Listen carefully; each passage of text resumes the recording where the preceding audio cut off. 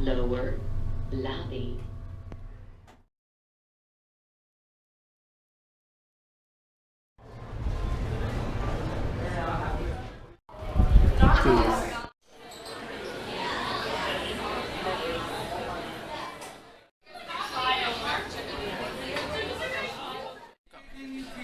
Now we're in the tiki room, right by the bar. We're having the lunch buffet.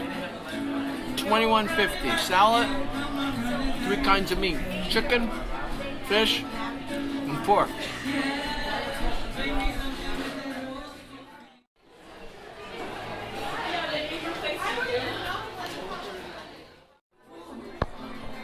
So that's the roasted pineapple and the kale salad. Roasted pineapple and kale salad, and the Kahlua pork.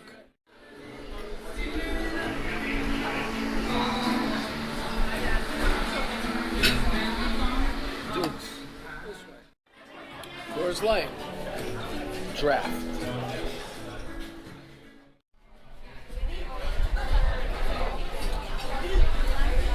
That's the hula pie. Microphone. The final gift card use. Well spent on an excellent salad bar and a hula pie.